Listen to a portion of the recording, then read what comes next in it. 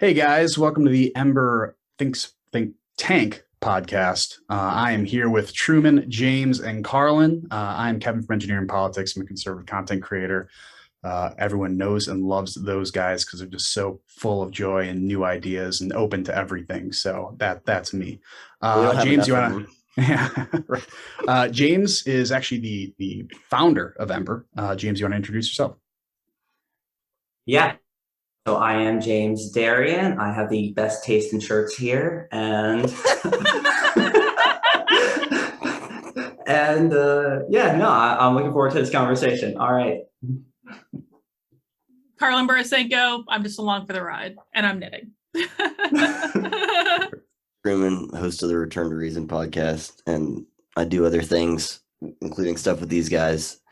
And if anyone is curious about why James is in a closet here and the echo is all weird, it's because he just moved, and this is the part of his house that's actually 100 yards away from the nearest playground. If he was in his normal office, he would be too close to the playground and be in violation of that restraining order. So anyway. Actually, a new addition to the house. I need to put on. Yeah. We're going to get him some soundproofing next time. Yeah, I'm going to need that.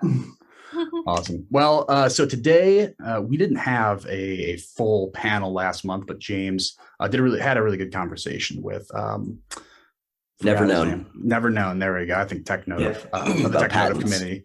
Yeah. So that was an interesting conversation. So if you guys haven't seen it yet, go check it out. But this is probably our fifth, sixth conversation together. So we're trying to go through all these different topics, and we're not trying to cross any topics as much as we can. But there are some things that I think we have to go back into and kind of better understand how to play with these ideas so we understand how to move forward and propose better solutions. So what I propose today as someone who's going to be coming up with the agenda for this particular podcast is an idea called the load-bearing structures of society. Load-bearing, I'm an engineer, so I actually use the term load-bearing quite a bit, but I think Truman might have been an actual person who kind of came up with this idea of these different structures in society that aren't necessarily institutions, but kind of need to be there in order for our society to hold ourselves together. So the load-bearing idea comes from the idea of a load-bearing wall. So a load-bearing wall is a structure that needs to hold the weight of the building above it. And there are a couple of key features of a load-bearing wall or load-bearing structure in a building. Is a load-bearing structure is not always easy to find or easy to identify. A load-bearing structure must have a solid foundation below it in order to work properly and keep everything above it upright. A load-bearing structure cannot be removed because it's an essential element of the entire structure it's in. And if a load-bearing structure is removed without the proper long-term or short-term substitution take its place, everything it's holding up will collapse. So I think it's a really good analogy to throw into the load-bearing structure of society. And by load-bearing structure of society, I'm talking about an institution or tradition that adds value to society. And if that load-bearing structure is removed, society will quickly devolve into chaos shortly after it. So I have a couple of topics that I think are good examples of load-bearing structures of society. But before I move on, I just want to throw it out to you guys. Do you believe there is such a thing as a load-bearing structure of society that's more, you can't really see it, but it's there, and if it's removed, that society will devolve into chaos? And I'm not talking about general stuff like politics and government and stuff like that. I'm talking about different things. So I'll just give the topics now. Is one is comedy, one is sports, and another one is education. So that's basic education and upper education. So I just want to throw it out to you guys. Does this make sense? Is there anything you can add on to what you believe a load-bearing structure of society is, or do you believe this is just not a thing? So whoever wants to go can go. Yeah. Well, I would say there are definitely some parts of society that are, I wouldn't say that they're independently load-bearing, but they're all kind of they're all kind of one of the sticks in the, I can't use that word. Well, they're all kind of just like part of the bundle, holding up different aspects. So if you think of entertainment as one of the major aspects, there's entertainment as one of the major aspects of society. There's the sort of like the intelligentsia, the thought leader class, or not even necessarily just a class of people, but just the way different groups of people could come together to formulate and the sort of I guess the principles behind that they manifest behind that. And there's also, in many ways, religion is a load bearing, is one of the, I would say, is one of the load bearing aspects, because really, when it comes down to it, most people, their fundamental principles are sourced typically from some sort of religious perspective. And you can really see this with people like, you see in a generation where you have like atheists who are like, oh, I know how to be a good person, while they're still living up with Christian values because maybe their parents or their friends were Christian. But then when they have kids who don't have any of that connection, they don't always understand, like, well, why does this make me a good person? I'll get some more sources for that. I have a fundamental aversion to the idea that religion is a load-bearing structure of society. I don't agree with that, although I do agree with the notion that most people are raised with believing like Judeo-Christian values, regardless, frankly, of whether or not they are actually practicing, Christians. I think that those things have, kind of made their way into society, but I don't believe that's a load-bearing structure of society. I don't believe it's necessarily necessary for someone to have those values in order for society to be functional.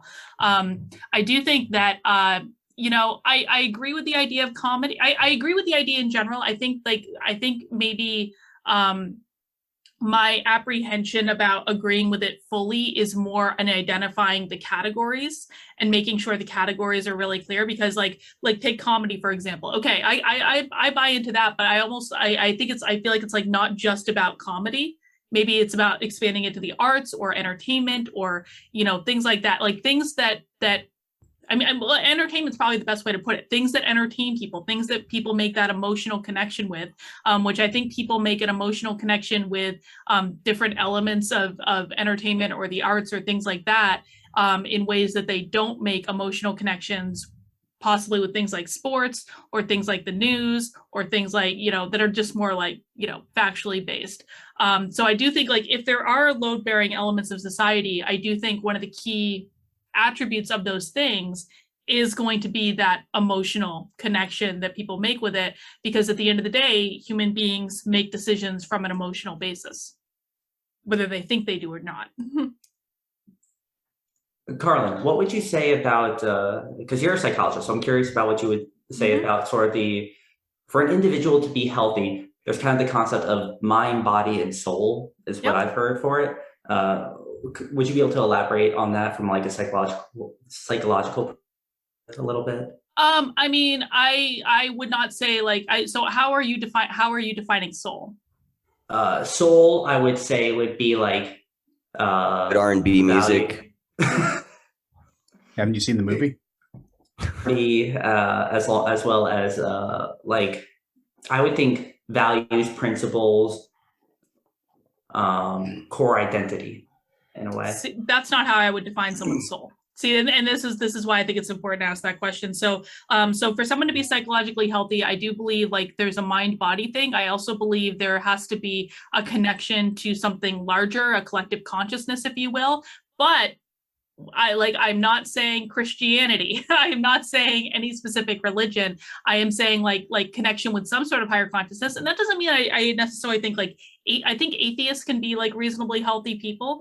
But I also think like, a lot of atheists are frankly like very angry people because they don't believe in something bigger than themselves a lot of the times. But that's how I would define that. I do think like, for a person to be psychologically healthy, yes, they have to be in a physically healthy place or reasonably healthy place. Not like you need to be like a freaking top athlete or anything.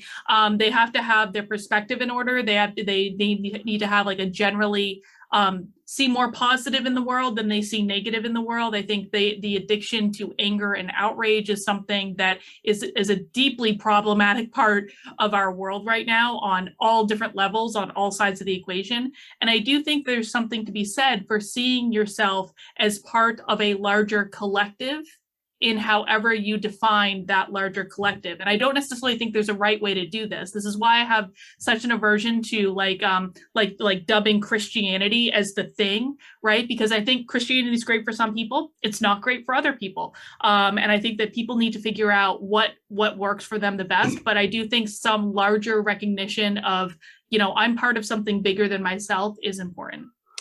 Did Kevin say Christianity, or did he just say, or James, or did he just say religion? No, I think I James said said religion. I think religion. James. Well, I think Just some religious thing. Yeah. Like, I mean, Sure. did you say Christianity? Or did you just There say was- like No, a I you said said religion, and I actually was saying this because I was thinking multiple different countries can have different backgrounds. It's beneficial to countries to have sort of, for the citizens of any individual country to kind of have a uniform belief system, more or less. It doesn't need to be like one to one. I mean, but like it can be like at least the foundational values. Yeah, and again, and you did say Christian, James, which is why I'm harping on this issue. You did absolutely say Christian, and again, I don't believe that having one ideological thing as the underlying beliefs of society is a necessary thing. I don't.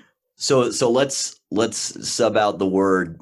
So let's just say some type of religious thing. And by the way, can we? And if we're trying to, and Kevin, correct me if I'm wrong, if we're just trying to kind of lay a groundwork of what we're talking about and how we would classify these things. Yeah, and I would say, so I separated some time at the end, if we have time at the end, to go into what we think other load-bearing structures are. Right. So once not we an get that far, exhaustive once we list. get that. Right. So The this first list one. is just things that Yep. people might not think about.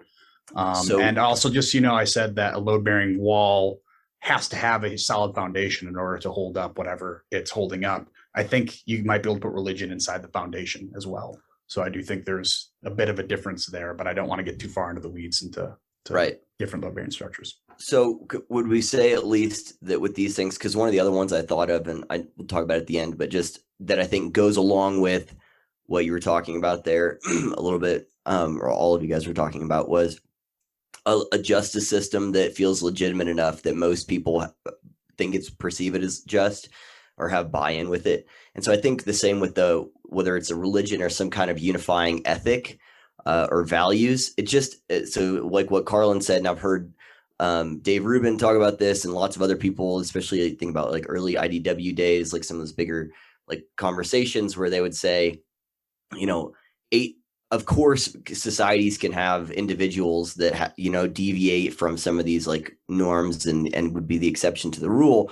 But we're talking about the majority of the people in a society have to buy into this or hold these values or whatever, whether that comes from some religious structure or something else. So the one thing you mentioned education. I wrote down knowledge acquisition and transfer. So whenever we say education, it could be an oral tradition of passing on stories, knowledge, skills, whatever. So it's not just like a college or university or something like that, but it's just a means of acquiring knowledge and transferring it to the next generation. I separated comedy from arts for a reason, because I think comedy and arts, by the way, I do think are a load-bearing structure as well. And whenever comedy becomes, or comedy or art or any entertainment thing becomes a means of propaganda or a means of doing something else rather than, and I think with art, spontaneous acts or expressions of creativity or something like that, so obviously I think a painting is different than a TV show, but either way, they're acts of expressing creativity. I separated comedy because it is entertaining, but it also serves as critique. I think the roots of comedy especially serve as social critique. That's why people say that the comedians are the canaries in the coal mine.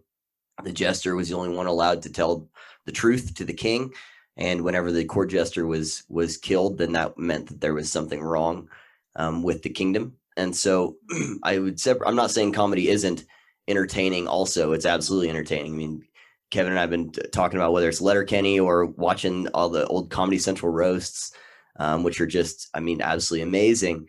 But the comedy also has this other function within it where there's a portion of it that is dedicated to social critique. I think actually even just within Letterkenny, right? So one of the episodes you watched yesterday was the Hard Right J one, where they made fun of the alt-right, and they also made fun of some of the people that they were criticizing, you know, of like, let's change the mascot names and stuff. And so there's this thing that comedy does that allows us to talk about things in society that are maybe harder to talk about if we're not laughing as we're doing it. And I absolutely detest the fact that Kimberly Crenshaw, you know, her big paper was called Mapping the Margins. And I think that comedians map the margins of society. I think they do that. I think they find where the gray areas are, and they play around in the gray areas, and find where the lines are. And they map that out for the rest of us and find what we can talk about without getting killed, and what we can joke about without getting killed, because they play around in those areas. So those are just a few thoughts I had off the bat. But either way, I think that what makes it load bearing is that the majority of people in society like either believe in it, participate in it, adhere to it, or legitimize it. But I think that your list is absolutely spot on. The other thing the last thing I'll say about this, the sports part, is I think Karlyn said something about we all have to have, and I hopefully we get into all of these in more detail, but I'm sure we will. But Karlyn said we all have to have a way to see ourselves as part of a bigger collective, or something like that. I think we have to do that in a way that, there are lots of ways we do that. We need that. There's lots of, just crazy research done about like what happens when people get caught up in mobs, or in, like a crowd or a riot or something like that, and how your consciousness actually changes. They've done the same thing with like people participating in like some type of worship or singing or dancing. But I think also for us to express like just our tribal nature as humans that we've had for thousands of years, I think sports helps do that, for us to see ourselves as part of a collective. I walk into Arrowhead Stadium, I don't know anything about anyone around me, but if you got a red, if you're wearing red, and we're not playing like some other team that has red, but if I identify you as a fellow Chiefs fan, that's all I need to know in that moment. And we're all part of a bigger collective and part of a bigger cause that day, regardless of what any of our other beliefs are. And so we can get our tribal nature out, and our competitive nature out. And it helps us set differences aside. And I think that's the other thing that a lot of these load bearing things do, is they help unite us, and keep us from breaking off into, factions in a way that is like actually unhealthy for the society, which is one of the things the founders warned against, at least in the United States, that faction was going to be one of the biggest threats. Anyway, that's a lot, but those are just some of my spontaneous thoughts. And I don't know if that kind of helps elaborate on a little bit of what the groundwork you're trying to lay there, Kevin, or correct me if I'm wrong on any of that. Yeah, no, it's perfect. And you're segueing into, the next topics. I do want to dive into each of these more, but I think as you're talking through that, a load bearing structure to me kind of regulates society. It does something that injects something into society that maintains its cohesiveness and its ability to remain, to stand up by its principles. Like I said, you have to have a foundation before you can build a load bearing structure. And that foundation, to America, is that American form of liberalism. And if you can maintain that foundation doesn't crumble, those structures allow it to inject liberalism and some of these ideas back into society constantly, and allows it to kind of feed itself. So comedy is like one of those ones that, I expand on comedy. And by comedy, I'm including professional comedy, like stand-up comedians, people who make jokes on TV and movies, and written comedy in books and magazines and stuff like that. But what's interesting about comedy, and the reason I would actually separate it out from the other arts, is it's a profound way of truth telling that I think is much more difficult to achieve in other ways of art. Not saying it can't be achieved, but I do think it's a bit different. It's a way to tell a story, especially a tragic story, that's almost impossible to talk about without laughing, because you break down crying if you didn't. It's a way to kind of explain tragedy. And that's why a lot of these jokes are so dark. It's because that's the only way we can cope with some of the tragedies in our lives. And I think that's why it's so incredibly important. But because it's such a great truth-telling mechanism, the radicals of all sides will do this. But we see it right now a lot on the left. It doesn't mean the right's not going to swing back and do it as well as a reaction. But they cannot allow comedy to do its thing. Like you said, the court jester is the only one who can speak the truth in the king's court. And that's why it's so viciously attacked. Examples of this is we see it in movies. Comedy is becoming less funny. The female Ghostbusters was about putting all female casts in a Ghostbusters thing, and that just made it less funny. Not because they're not funny individual women. A lot of those actresses are hilarious. Yep. But because their goal wasn't to be funny or to make an entertaining show, it seemed to be more to virtue signal that, hey, women can do it too. They can do it too, but why would you force something like that? They can do great things and they don't have to be forced in that They can make their own stories, as it turns out too. They're so great they can make their own stories. Yeah. And like I said, like all of those individual women are really, really funny, I think. But that's also, you know, so movies and TV seem to be becoming less funny, and the ones that refuse to become less funny get attacked more and more often. South Park comes to mind there. There are great shows like The Office. I'm a huge fan of The Office. Everyone wants The Office to make a comeback, and everyone's on board with the comeback except for Michael Scott, except for Steve Carell. And there's a very good reason for that. I mean, it's a bad reason, but it's a good reason why. He's trying to salvage his career. He's doing really, really well in his career. He's doing really, really well in Hollywood. And he knows all the stuff he said as Michael Scott would not go today. And by reviving that and even making it a more PC bad version of The Office, it would put more focus on what The Office was. And it would put a highlighter, it would shine a light on all the jokes, you know, that he made that would not work today, would just absolutely fall apart and hurt his career. It would ruin the entire legacy of the thing too. Right. It would ruin everything.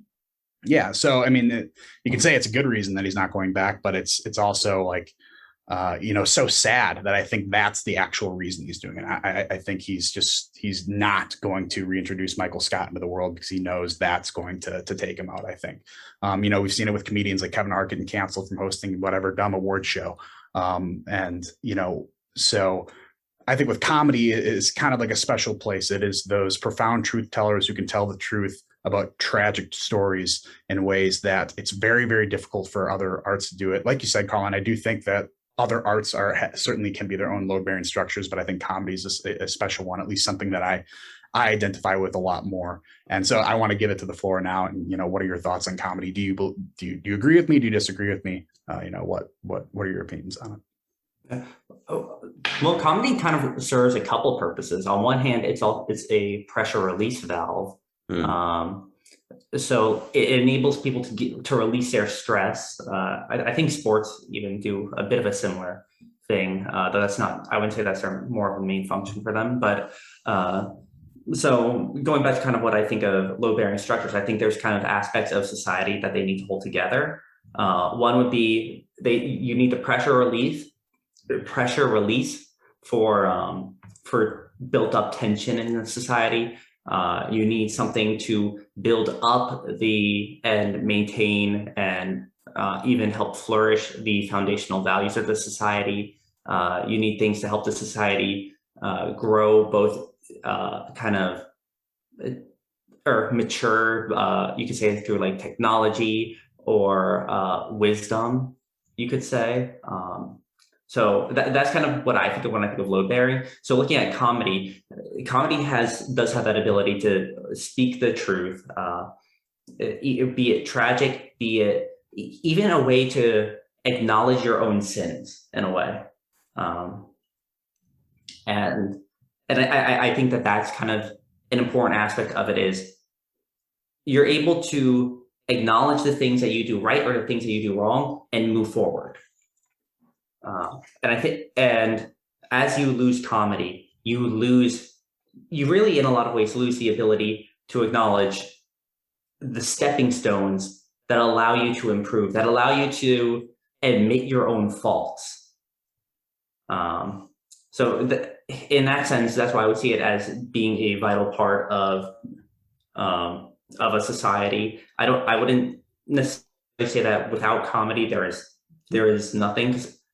Well, I don't know if you could ever fully get rid of comedy. You might be able to get rid of like public comedy, but yeah, people in and of themselves, I think, would always. I would say you research the Soviet Union and you sent telling jokes to your friends, and if someone's around to hear it and they report it, you know, that's a way that comedy in your own personal life can get taken too far. And that I think would inevitably happen if we got rid of stand-up comedy and all that stuff.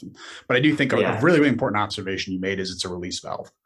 You know, that's an extremely vital, and sports, does it in a similar way. But that was a really important observation there. Yeah. I mean, I agree. And the more you spoke about the comedy piece of it, the more I kind of came around to the idea that it is like a more critical role to like kind of enumerate within the whole arts and entertainment thing. And I like the idea that, I like it going back to the court jester too, which is this is the only person that's able to tell the truth. I do think that truth can be told in different ways. I mean, I think that, music can tell the truth. I think like, art, like art can tell the truth. But I do think that comedy is able to hit it in a different way for, again, making like that emotional connection to people. Because, if someone's going to like a comedy show or they're watching comedy on the internet or what have you, they're already primed to kind of like be in a good mood.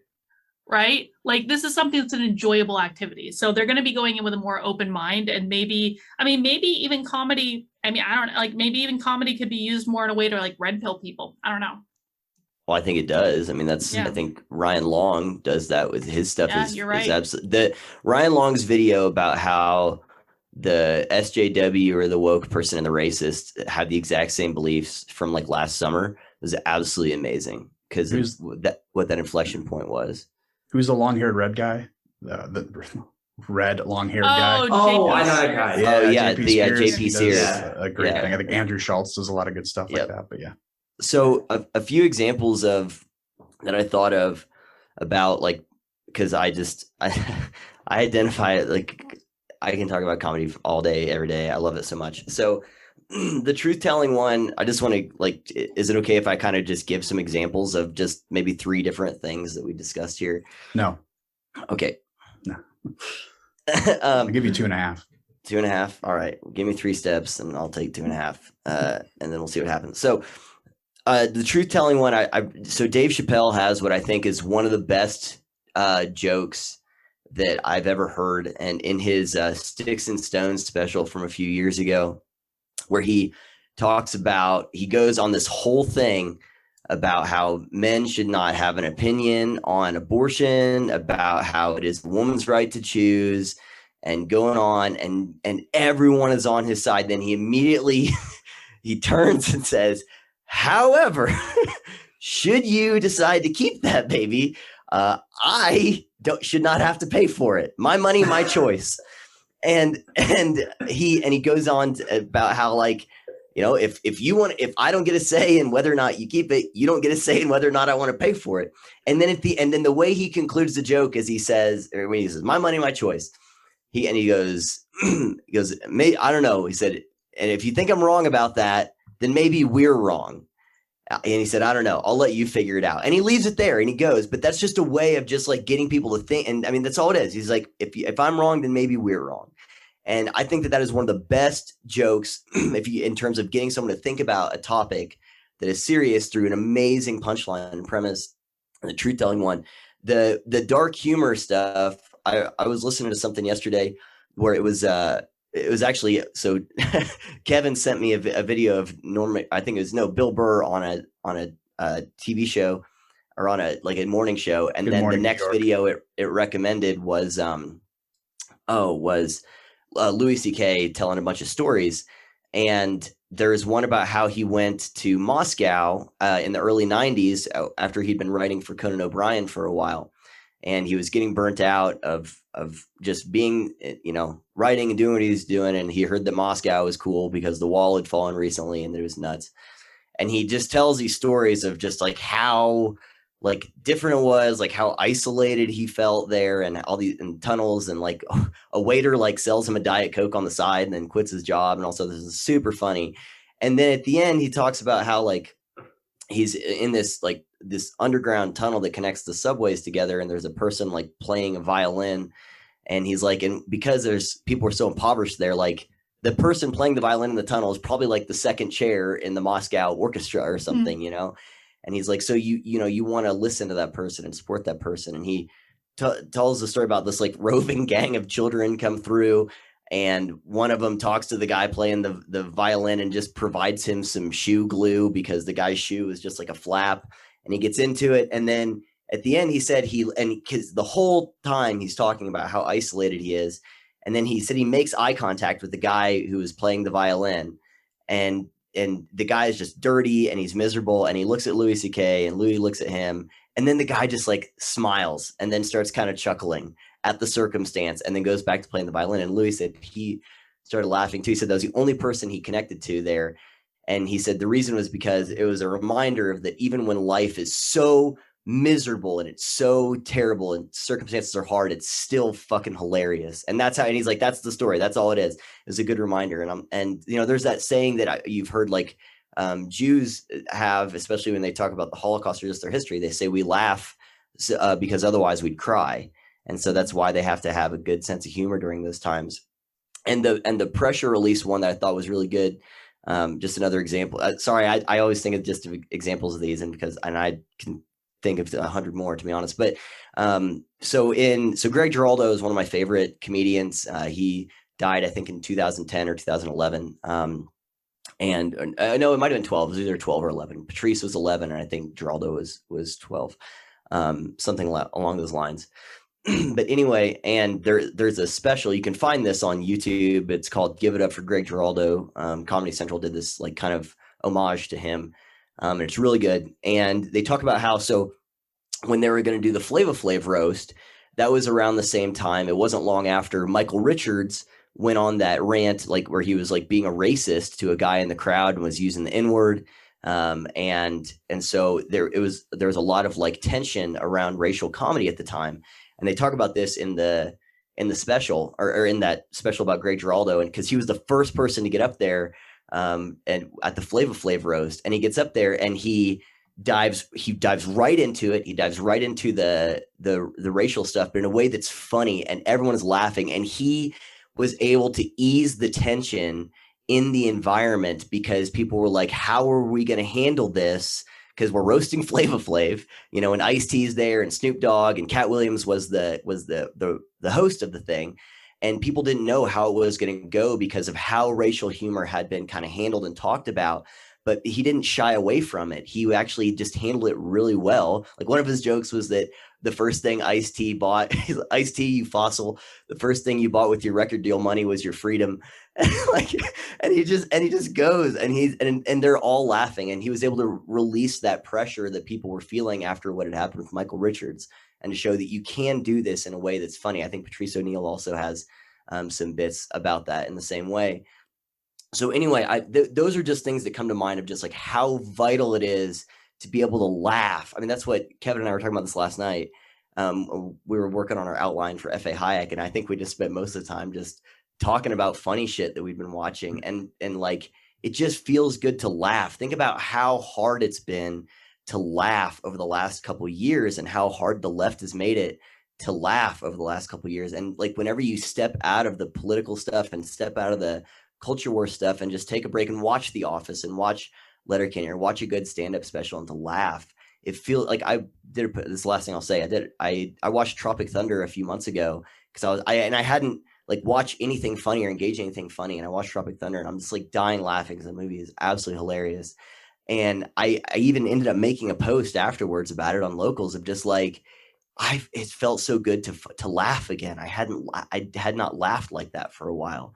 And I think even whenever we do have those moments where we're laughing just at something that just hits us the right way and it's hysterical, like we remember that because it's like, God, I haven't had a laugh like that in a while. And so it has this unique thing, whether it's the truth telling or releasing the pressure, just helping you deal with hard shit, that there's just something about comedy and being able to laugh and laugh with each other, laugh at each other, laugh at ourselves, that I think is so vital for society, and why I'm so worried right now because of the way at least comedy in the mainstream is being handled. I think there is some stuff on the fringes, but in the mainstream, it's really, really taken a nosedive, and it really worries me. So there's a lot there, but those are just a few examples I think of some of the things. Maybe they're bad examples. You guys can tell me what you think, but. Well, it's also especially a problem online because especially without like there is no font for sarcasm or joking or something. You can say something online, people take it. You can make a joke online. Maybe some people will laugh at it. Other people will take it completely seriously. It ends up creating it almost ends up creating a cycle where it's just so many jokes are being taken seriously, or they're being taken as not jokes. And even a joke could be taken as something that like someone is glorifying rather than belittling. in which case that can just utterly decimate a conversation morale in a lot of ways. And I think if you think of it in terms of morale, comedy is probably one of the best things for people.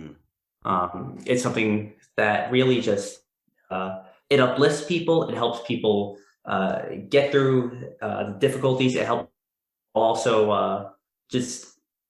I think it is important that you said that you guys have said it's a good time. You're going there to be enjoyed, to really celebrate. And I was thinking, well, Karlyn had brought up how music, for example, can do it. And when you guys were talking about Ryan Long and a few of these other guys online that do comedy, I was just like, oh, well, I also thought of Tom McDonald, who does the rap music, and his stuff kills. But I also know when I'm listening to it, I'm not just like, oh yeah, I'm so happy right now, or I'm not busting over laughing. It's like, yo, this is hardcore or something like that. Or maybe it's like, it's kind of like fun. It'll be like ironically funny or something like that. But like, the music can use humor, but for the most part, like the music, it's a different tone. So it's a way of kind of, I guess, the different arts, you could say, can apply to sort of different aspects of relief and different aspects of sort of that same truth telling and emotional connection for people.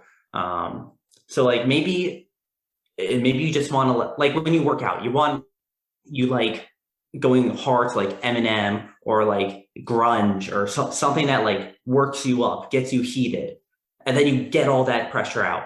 But then at the same time, maybe you want something to kind of like ease your mind. You go for a long run, something cool, calming, and that just like kind of gives you a zen. So for different people, it's different things, but you can look at all these different aspects of maintenance to kind of be that real load-bearing structure in a way. Yeah, and I would say also, it seems like professional comedy pre-approves personal comedy.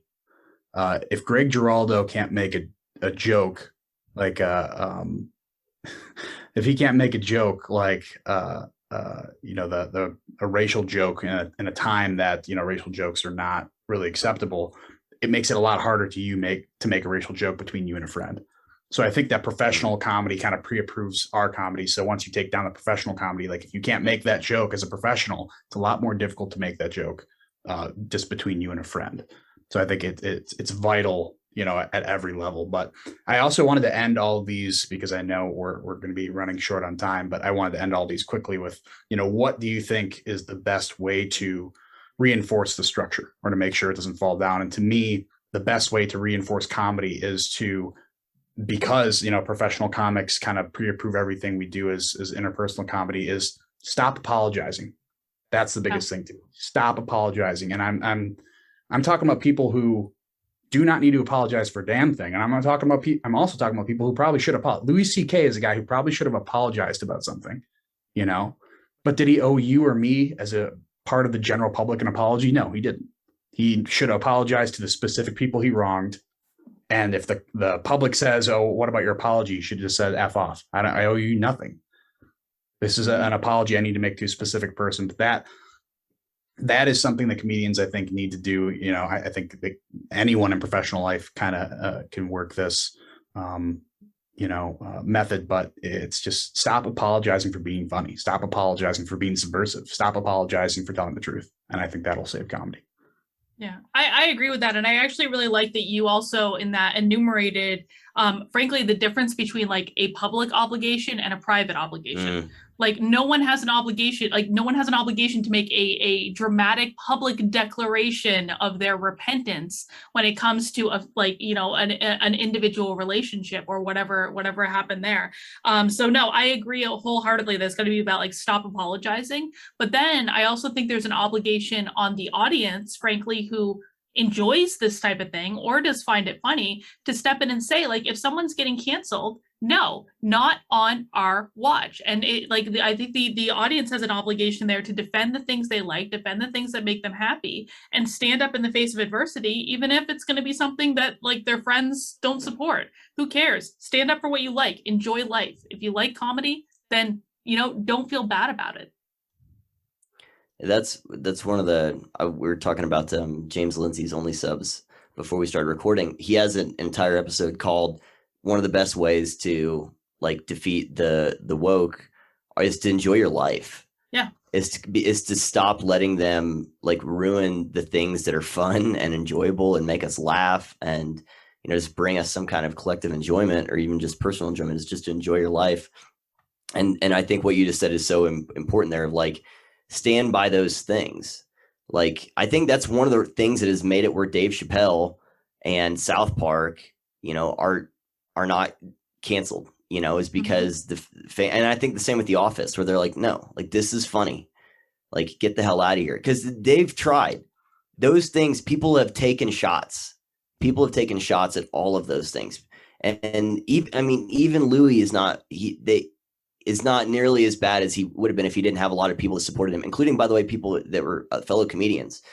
There was a similar thing. Norm Macdonald had a thing a while ago about like defending, I think it was Rosie O'Donnell or something, and these people, it's like they have, because people stand by them and because people have supported them. Aziz Ansari is another example where I don't think Aziz is funny, but that dude did not do anything wrong as best as anyone could tell. And so it's like people stood by him and were like, yeah, like this is, that no, we're going to say no to the people who are trying to cancel them.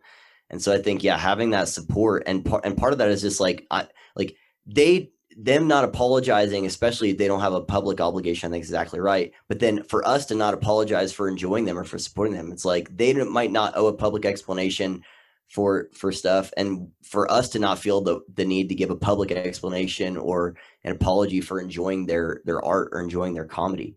I think that there is that cascade effect where it's like, no, I'm going to stand by this, and don't have to justify it to you. It's funny, so you don't have to like it. That's fine. But that's what Michael Malice has that great line in his book, The New Right, about how people say, if that's not funny, or that you can't joke about that. That's not something that's funny to joke about. And his whole point was, that's like looking at a math problem that you don't know how to solve and saying math is stupid. It's like, just because you don't get it doesn't mean it's stupid or doesn't mean it's not funny. It means that you don't understand it and you don't think it's funny. But that's the most ludicrous accusation to make, and so having those perspectives and sticking to them, I think, are super important. I think we have to have principle when it comes to comedy, as weird as that might sound, I guess. And even frankly, if something does get maybe something does get really offensive, or maybe you even think something crosses the line. Well, guess what? Sometimes that's part of the art. You're not always going to be right on the mark. Sometimes you need to blow way past the line to even know where the effing line is. And I think there's also this, I feel like so many people, hold individuals who are doing things in public to an impossibly high degree of like perfection. Yep. Right? Like when you're creating art, you don't always know when you're going too far. And that's just part of the process of creating art. And I think that we need to allow for that and allow for it with a little bit more grace.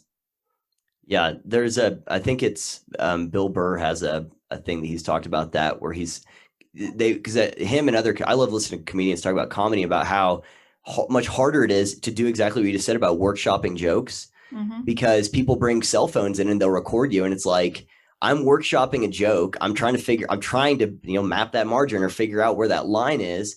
And someone, records it and puts it out there. And it's like, that I got the feedback I needed in the club. If people aren't laughing, then I know that this is not working. Or the comedians talk to each other after they do sets, and then they'll go backstage and they'll be talking to each other like, hey, how did this go? Like, they workshop this stuff, but they have to have the freedom to do that, and they do, and they will get the feedback. If it's inappropriate, if it's racist or sexist or some type of bigoted bullshit, or if it's just not funny, it's like they'll get that feedback. They will get that feedback, but they have to be allowed to play around in that gray area. This makes me wonder how it relates to kind of language in and of itself.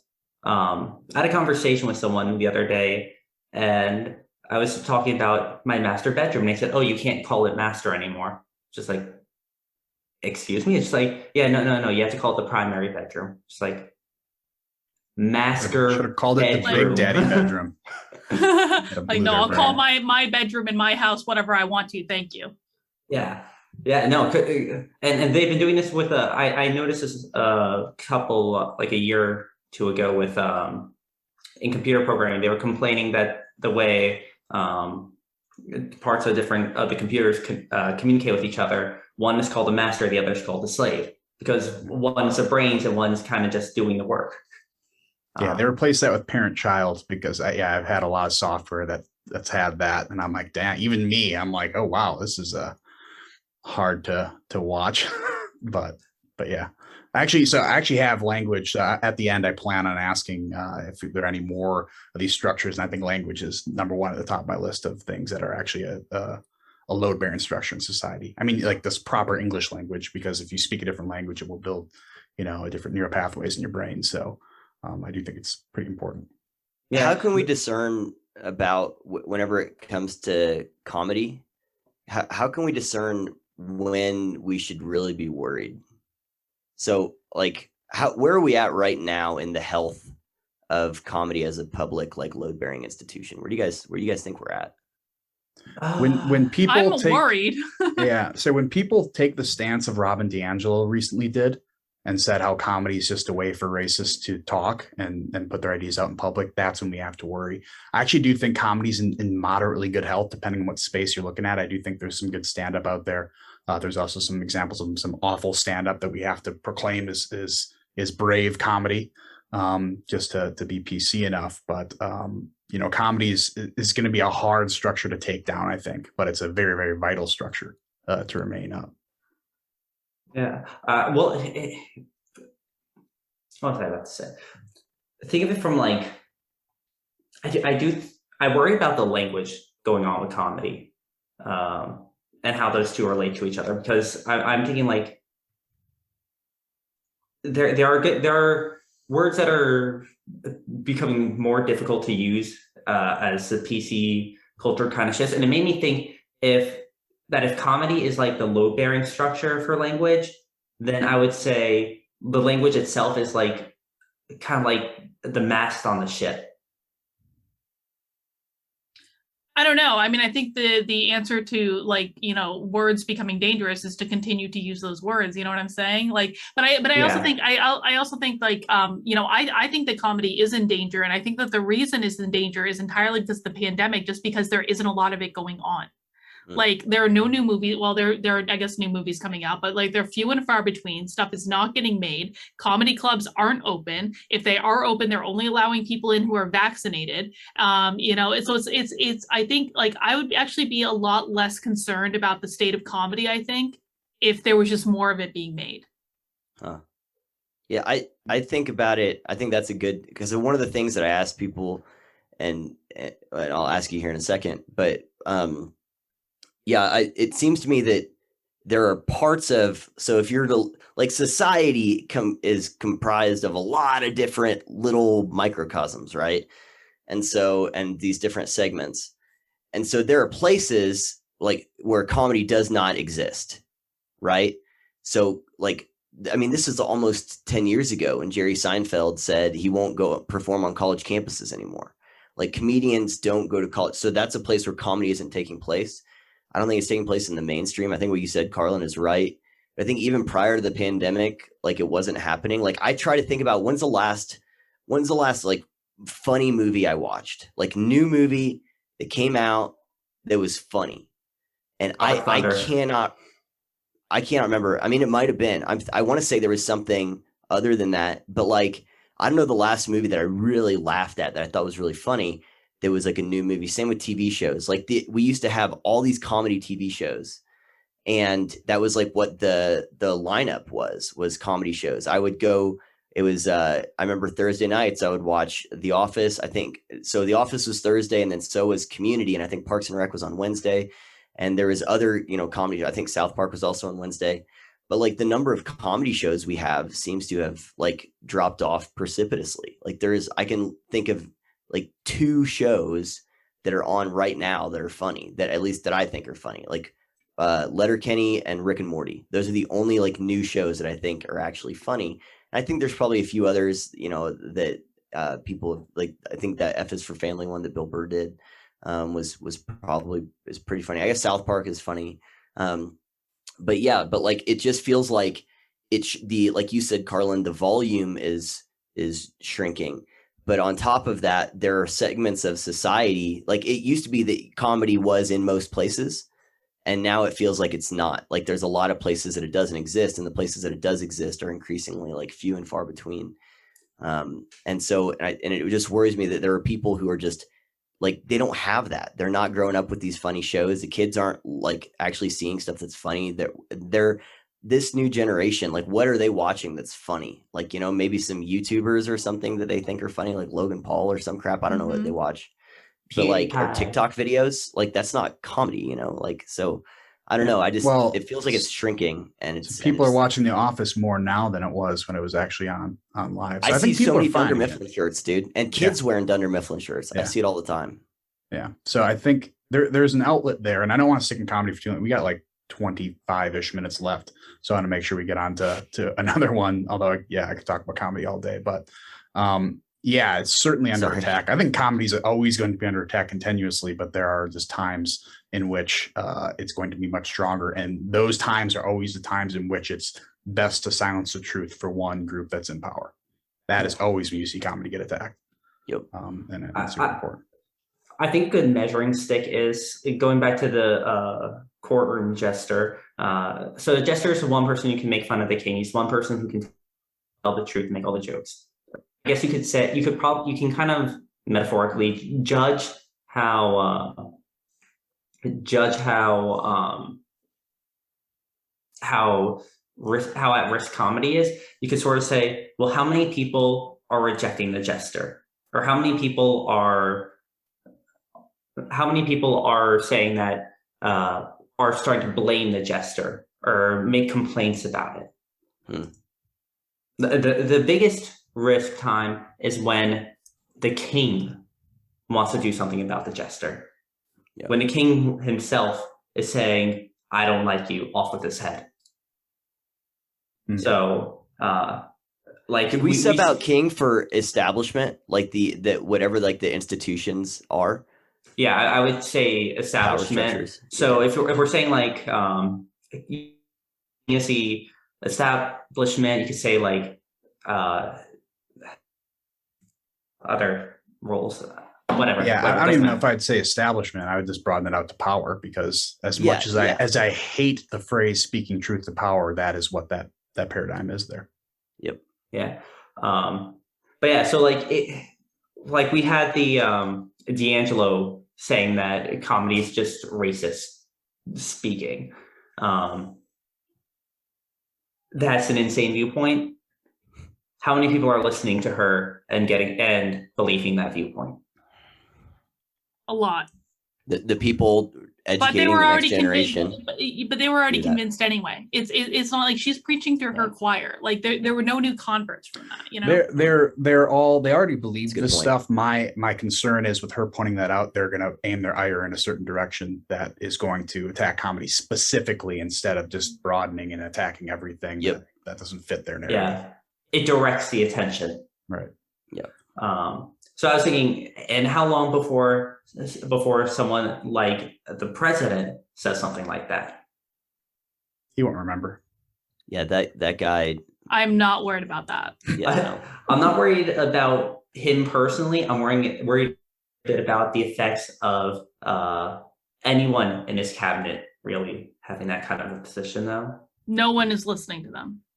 Yeah. For real, like in like real life, no one is listening to them, and I mean that's a scary thing. So I mean, it's like who would even have the power to say something that would actually have impact?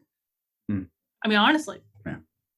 As much as Kamala Harris awkwardly laughs, I don't think she's going to get comedy. So, can I say one more? We don't. If you want to move on to sports, we can. But I just thought of a thing about say your piece. Okay, is it comedy? It seems to me requires trust. That it's like that like that's why Greg was able to get up there at that Flava Flav roast. Is like he can make those jokes and they're like, he's not saying like that was one of the things that Dave Chappelle, why he quit. He said there were people that were taking my show and they were using it in a way of like they were like, this is serious, to actually try to be racist with some of his jokes. And so there has to be a trust there. And I think about, we were just talking about power and stuff, and this president, Donald Trump did not do the White House Correspondents' Dinner has been a staple in the every year, you know, for the president, because they get up there and they rip on the president. It's basically, they call it nerd prom, I think, but it's basically where they get up there and they roast the president and the administration and each other and stuff. And Donald Trump didn't do it. He didn't show up. He was the first one, I think, to not show up to the Correspondents' Dinner.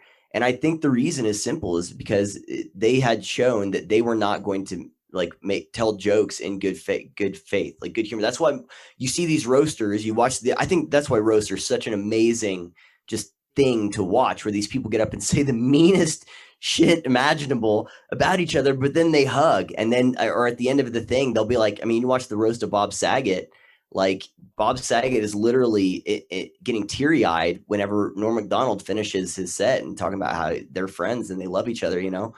And so there has to be that trust there. And without that trust, like you can't tell jokes and you can't do that. And I think there's something there with what precedent happened with Trump not doing that, because Trump was roasted.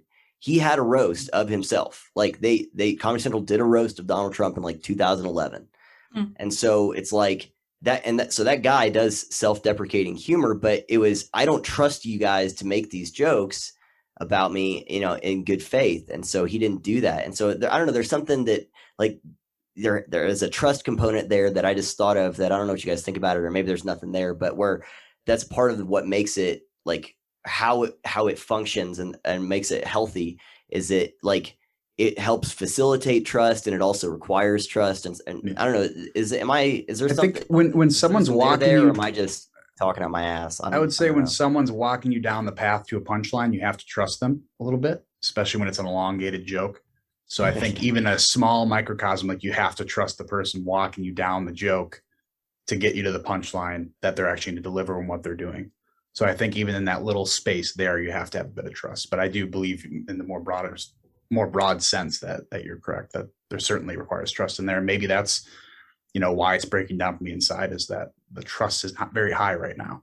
Like, is that one of the ways that like comedy starts to die when social trust begins to erode? Maybe there's something like that, and that like that's part of like the partisan stuff, like the tribal stuff, is that if we can't trust each other to like generally, then we definitely aren't going to trust each other to make jokes or to laugh about stuff, because we're not going to trust like where that joke is coming from. So we've been making fun of James's shirt, right? I mean, we can make fun of anything, right? Make fun of my messed up hair or something. Like we can do that, but it's like James isn't sitting here going, all right, you know, screw you guys. It's like he knows we're just messing around. Like it's not a big deal. If he thought we were sincerely like shitting on him, it would hurt his feelings, and rightfully so. So in other words, comedy exists in an environment where trust is like implied. And so it doesn't exist in an environment where trust maybe is, you know, frayed or eroded, or there's not a lot of goodwill. And so that's one of the ways that maybe it's an indicator of the health of a society, because it's maybe some kind of barometer for trust, for social trust. I don't know. Is there something there? Trust makes truth relevant. So the whole truth, you know, telling truth, the profound truth in comedy, I think becomes irrelevant if you can't make truth relevant anymore. Huh. Yeah. So sorry, I wasn't trying to. No. If anyone's got any last comments, we can move on to the last one. But I do think that was a good observation, Truman. Going once, going twice. Okay. So the next one that I want to talk about is sports. So Truman kind of got into why comedy's, you know, more important for him, and I think a lot of these load bearing structures are more important to certain people. That's the same way I feel about sports. I know the first time Truman and we talked about this, that I think you originally brought up, man, comedy is this thing that cannot go down, and I'm like, I feel the same thing about sports, and we agreed with each other there. But sports is important to me, and to kind of go on a more personal anecdote here is, like when I was growing up, I had really, really bad social skills. I was awful. I'm pretty sure my parents thought I was on the spectrum. Like a decent chance that I might be. Mhm. But I didn't understand people. I didn't understand how to engage with people. I was truly, truly bad at it. But I was a really, really good athlete. And that was the thing that was allowed me to bridge the gap between different people. Because if I didn't have sports, I would have had no friends, and I would not be where I'm at today. So sports is actually something that is really important to me. You know, I think we hear about stories about all the time about athletes who are, you know, dealt a shitty hand and a lot had sports take them out of that place. And I think these are, you know, smaller personal examples, but I think sports does a lot of that in addition to a bunch of other things. So to kind of broaden it out, I also think it's easy to say sports is not important or load bearing institution or load bearing structure because not all people play sports or even are interested in sports. You know, that criticism, I guess, is fair enough, but sports is not only for the athlete, it's also for the audience. I think it's pretty important to understand that. But the unique part about sports is it's actually a never ending cycle. You know, there's always a season, there's always another season coming. If you finish the season on top, you don't take the off season off. The bad athletes are the ones who take the off season off after they win the championship. It's when they win the championship, that is when you work harder than ever, and you always want to improve your skills. There's no complacency there. And the audience also expects you to live your life in that way, never taking a day off. A lot of people like Tom Brady. A lot of people hate Tom Brady, but a lot of people like Tom Brady because the dude never stops working. The guy never stops improving. And that's something to admire.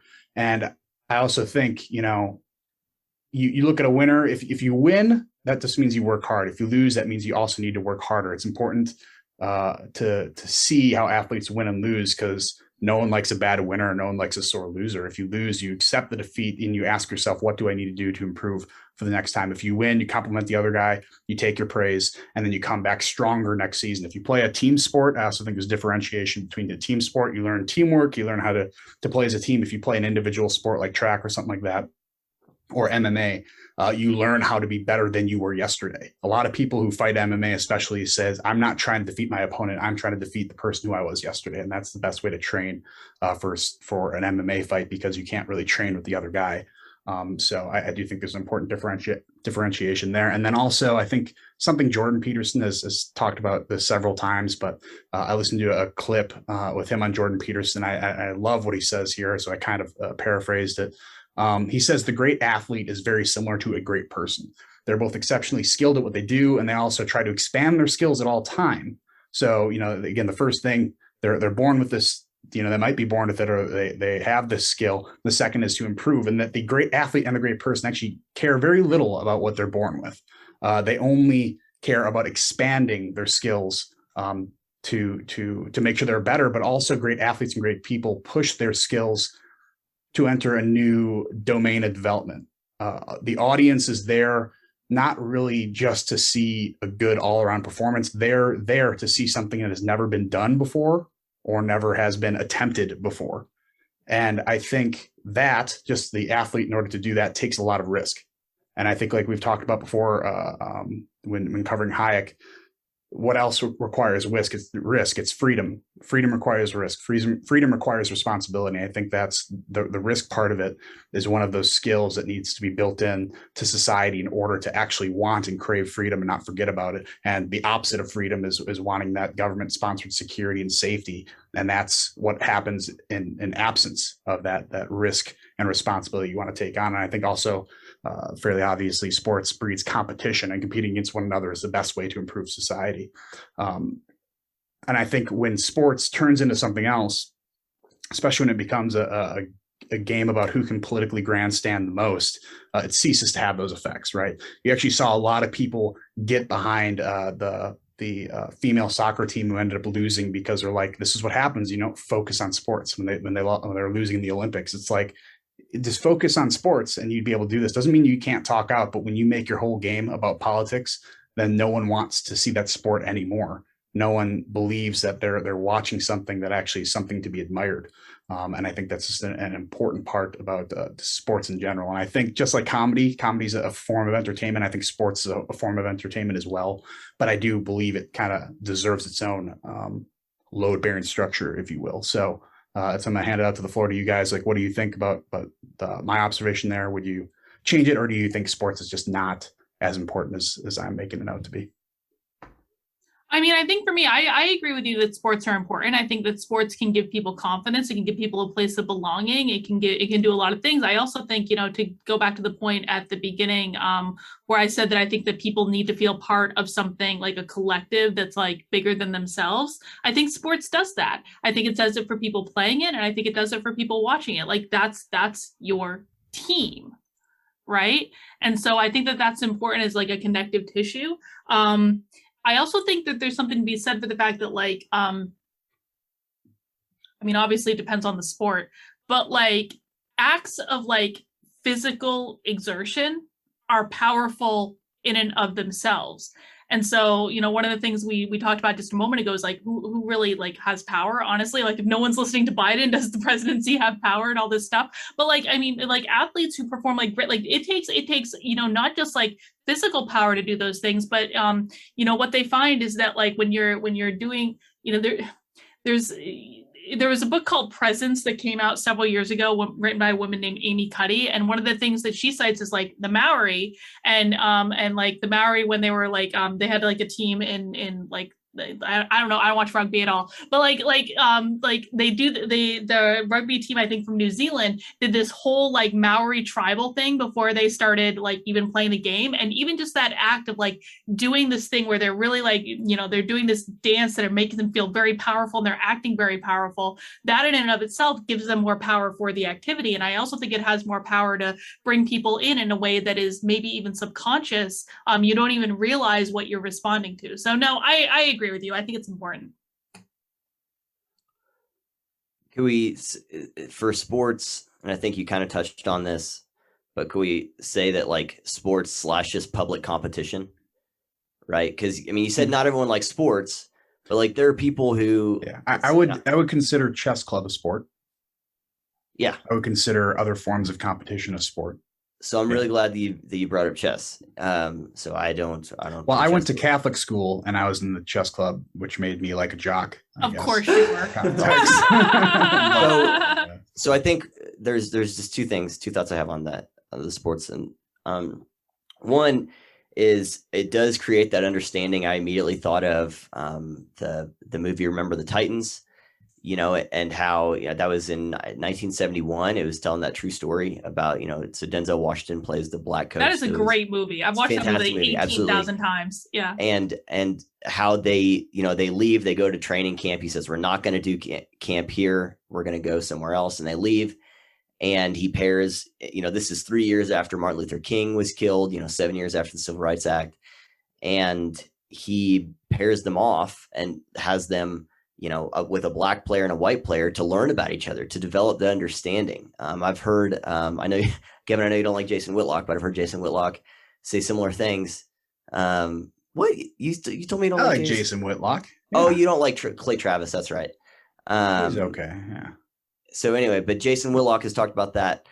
He was, he played football. He was a sports commentator, black guy, talked about how sports helped facilitate just understanding between people from different backgrounds, whether it's racial, socioeconomic, whatever. And I Remember the Titans, I think, is one of the best examples, because again, it's a true story of, people who had nothing in common, or at least they didn't think they had anything in common and had no incentive to get to know each other, but sports. And, I think really intelligent. I think coaches is something that we also have to put in there of like, what the role of coaches in their players' lives and helping them to, I think a good coach doesn't just help them with the sport, but it also helps them, but it also helps them with their lives. And so that's why we have these like stories like Coach Carter or whatever, where there's these coaches that made such a big impact on the lives of their players. I watched a movie recently with Ben Affleck called The Way Back. That was pretty good.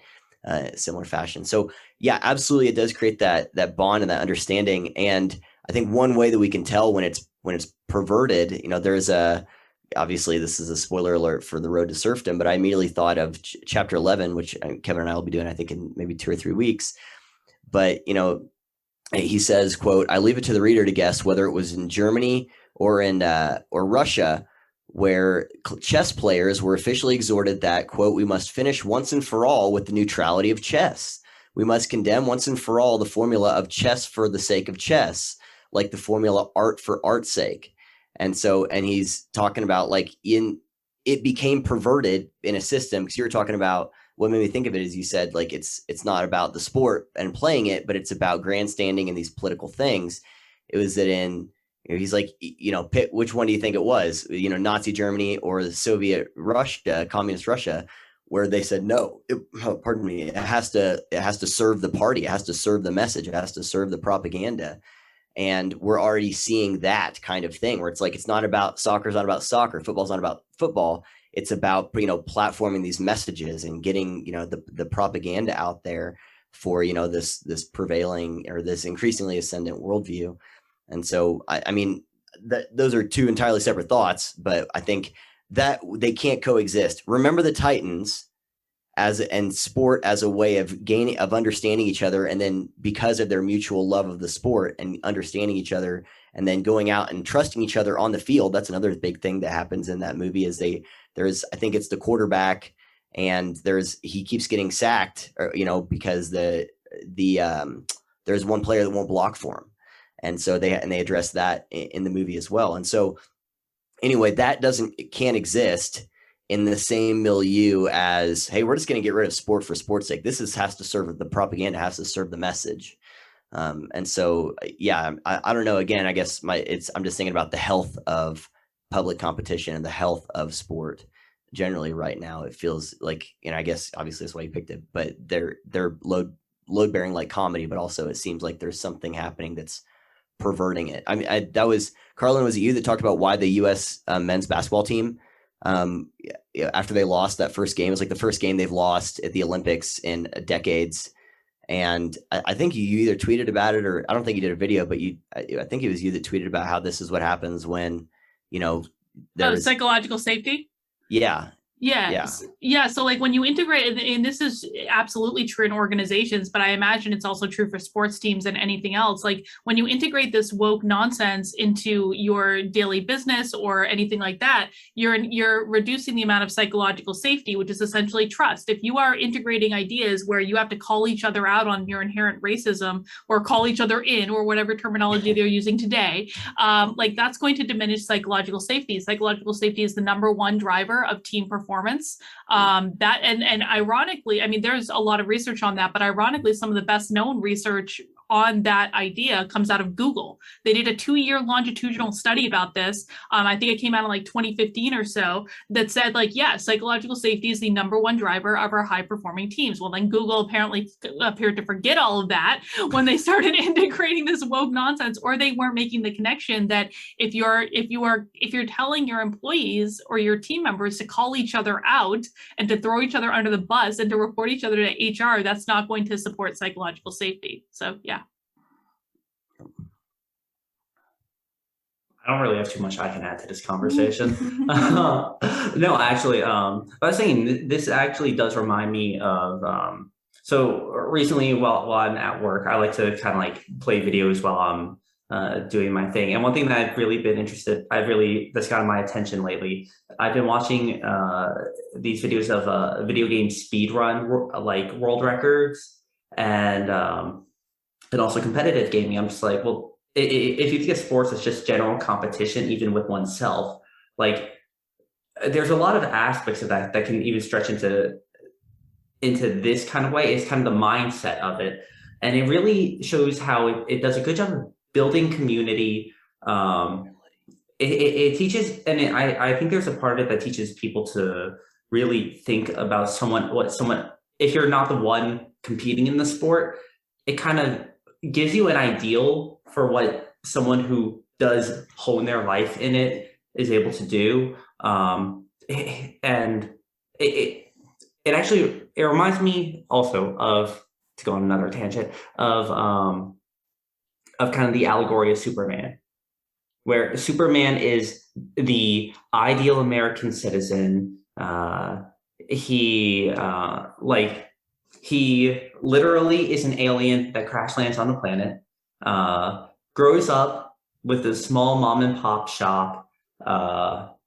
He works hard doing his job, takes care of his community, nice guy. Like it's there to be an ideal. And one of the things about sports is lets people see how people realistically are able to approach ideals and continue to improve, continue to set records, and continue to, yes, truth, justice, and American, and continue to just set the bar higher. And I think there's an aspect of that both motivates people and it develops communities. It's good for bonding the society together, as well as kind of building up a hope of what you can achieve. Because like new records do continue to be set in sports. More and more people raise to that bar when it's set, and then someone brings it higher pretty much every time.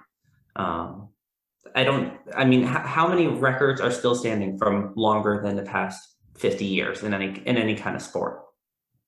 If you look at like the record times for different events, the difference between like 50 years ago or 70 years ago, or look at like what the floor exercises were in gymnastics, in the 50s compared to now and stuff, like it's swimming, like it's crazy, like how much we have risen to that. And one of the things I thought about, and Kevin and I were talking about this last night, but just like how it fosters humility, I think is the thing here when you look at like pushing yourself, experiencing failure, experiencing your own limits, and how humility is so fundamentally necessary, for people to just have in society just generally.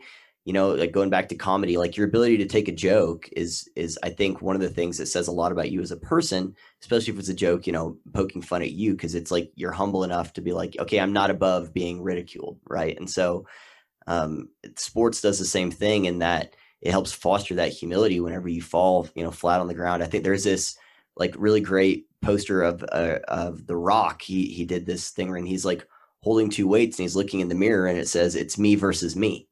And, it's just that idea of like trying to be better. That's one of Jordan Peterson's rules, right? Like be better than the person tomorrow, be better than who you were today, something like that. And just always try to be a little better than you were, the day before.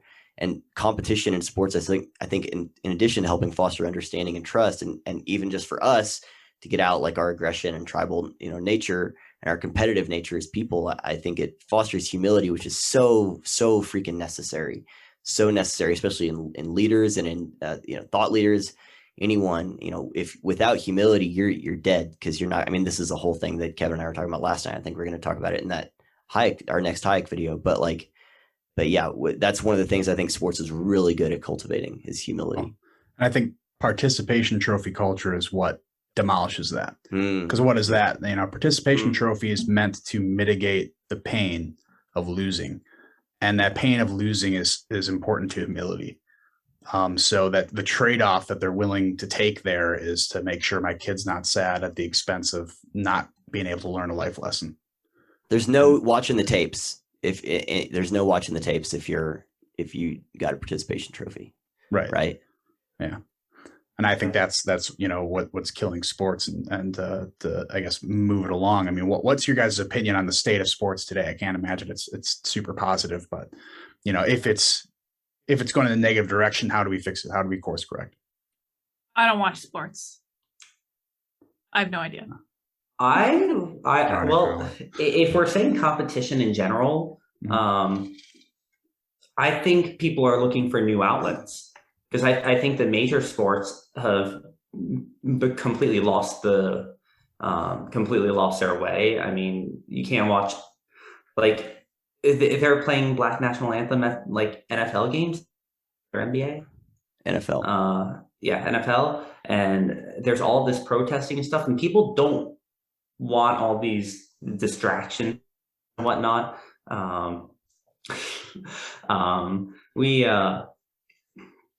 What was I just saying? Yeah, so that's why for me, I've been seeing these competitive gaming videos online and all this other stuff. Like, I'm seeing that people are finding different things to compete in, different things to kind of hone themselves around and draw their attention towards.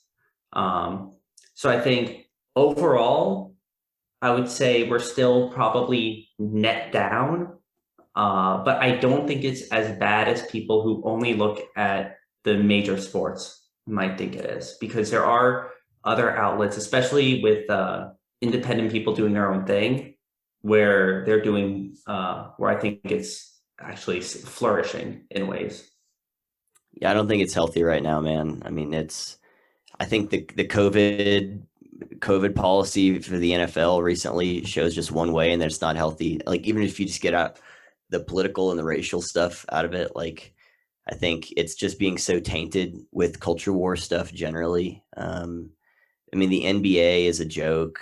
It's just total clown city. Well, but I also want to point out, it's sorry, Truman, but like professional sports are not the only sports outlets. I know, yeah, right? no, but let's say we were to group, like, there where most of the eyeballs are, right? So for the time being, so I'm not saying that my entire barometer for it is based on those professional sports, but like, if you were to make a pie chart of how many people are watching speedrun video games and cup stacking and, like, timber sports and, arm wrestling, whatever ESPN 3's or, ESPN 8, the Ocho's programming content is for that day, like, and compare it to how many people are watching MLB, NBA, even just like college football, college basketball are huge.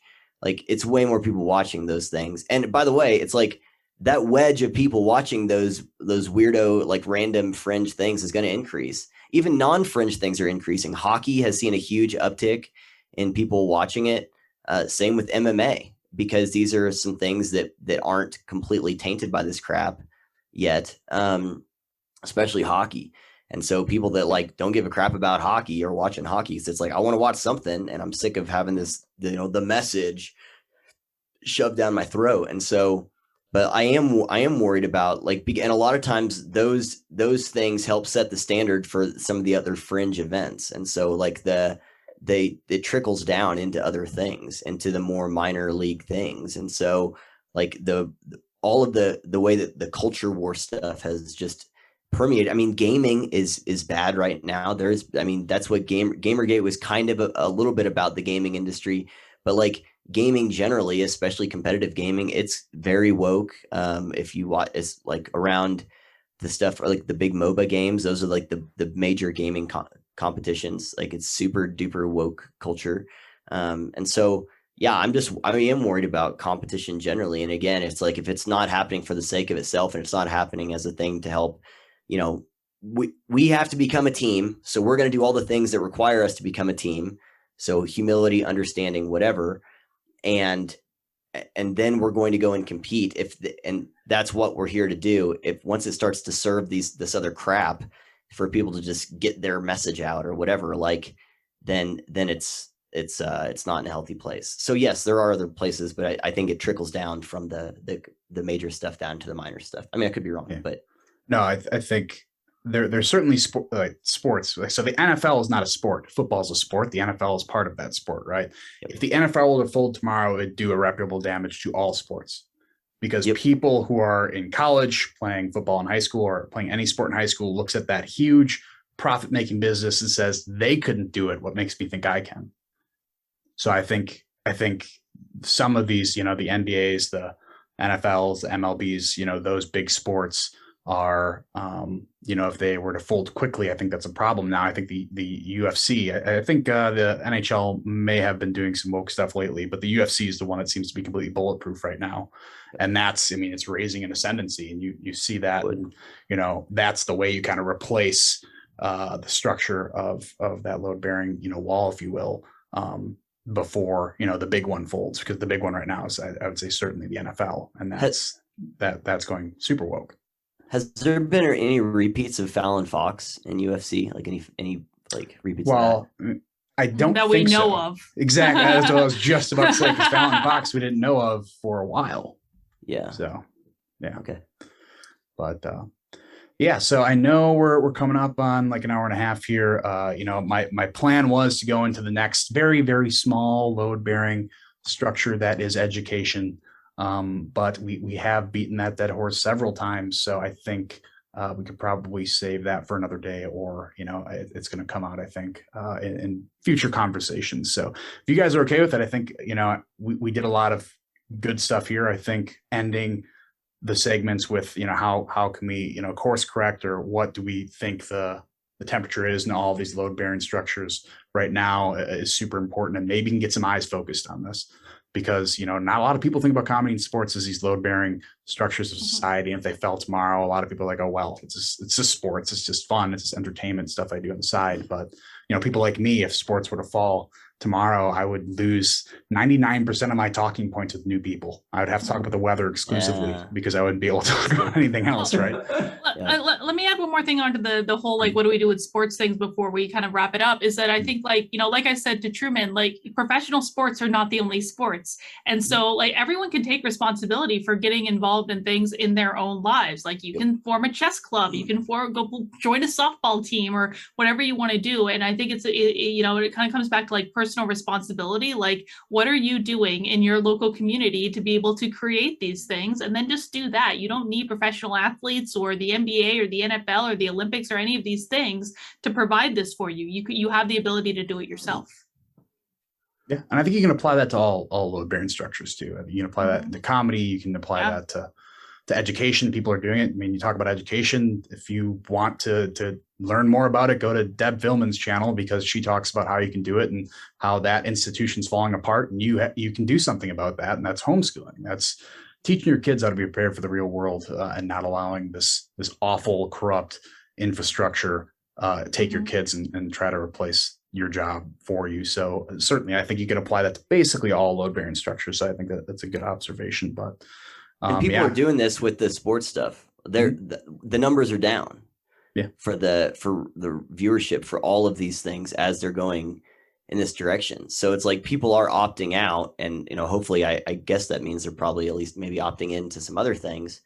So I mean, that's just part of the gradual process of, like, it has to hit a threshold where enough people start opting out for those things to change. It's like, I don't just want to find alternatives to a woke NFL. I want the NFL to be better, right. Because I do like professional football. And so it's like, I think it's both and, right? Like, you're stacking sandbags and building an arc, I think both those things. Honestly, with that one, I would rather just stack sandbags. I really like watching the Chiefs play, and so, but yeah, I think that's, people are already doing that thing where they're like, all right, I'm done with this if this is the direction you're going to go.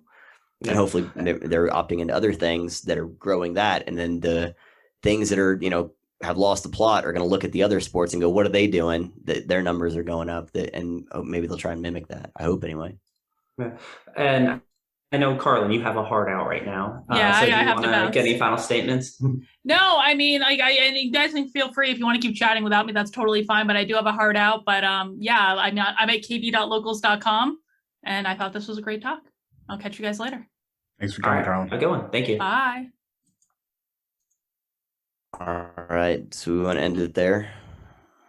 Yeah, I mean, I think we've talked a lot about education previously. I think we've covered that quite well. Again, it's something we'll probably talk about in the future, most likely. We've already talked about some possible alternative load-bearing structures from, obviously, there's not 3 in all of our current societies, so there are plenty more. I think language is one. Religion might be one, but also, like I mentioned before, there's got to be a foundation in order for a load-bearing structure to work. And I think religion's certainly in that foundation. I think it's in the foundation. Yeah. One of the questions I wanted to ask Karlyn that I wrote down was, what's a society that has existed or that has functioned without having some common ethic or religion? They just don't exist. Which is basically what I was trying to get at with the whole religion thing. Like, so when I think of body, mind, and soul, like, in a way, I think communist China and Russia and Nazi Germany, those are all countries where atheism kind of became the thing. And I would say wokeism is a competing foundation. It's not a competing structure. It is trying to replace the foundation. And by replacing the foundation, all those structures are just falling like dominoes. No, that's exactly right. It's a competing religion. It's a competing emergent religion /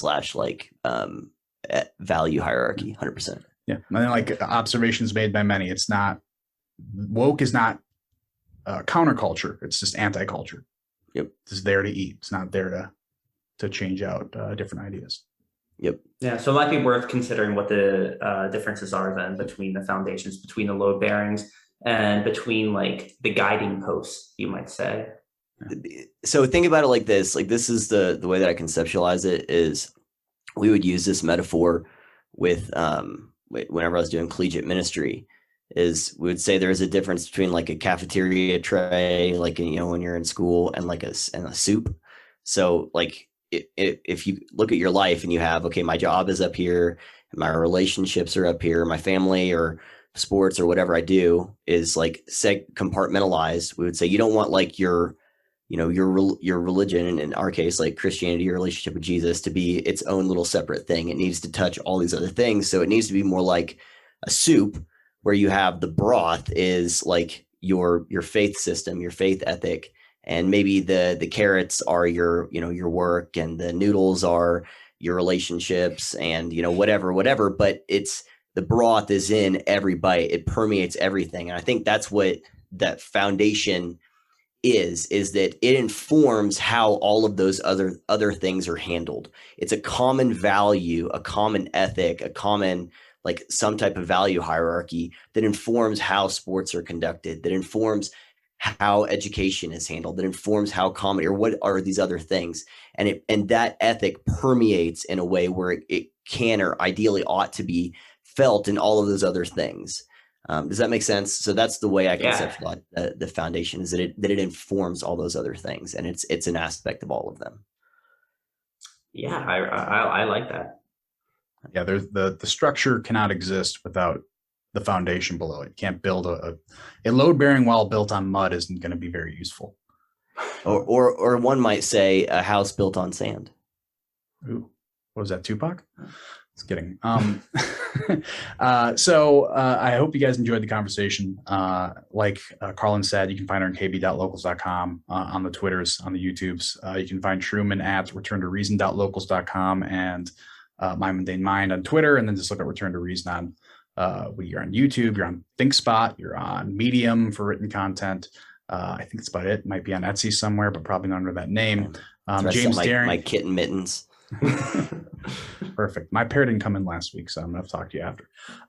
James, you are at Commutation Construct. Sweatshop is on strike. Yep. Commutation Construct, running the Ember locals page mostly, and also you can find me appropriating my fiance's culture every Saturday and Tuesday. Well, like I said, midlife crisis stepdad is not a culture that I'm aware of, but maybe it is. It's on the other side of the world. There's a Facebook page out there for you somewhere, bud. You can find me at engineeringpolitics.locals.com, ENG_politics on Twitter, Engineering Politics. Search me out on YouTube, ThinkSpot, and Medium for written content. And that's it. You can find us all at ember.locals.com and find this stuff at Ember on YouTube. So cool. That's it, guys. Yeah. Good work. Thanks for watching. Yeah. Peace. See ya. Have a good one.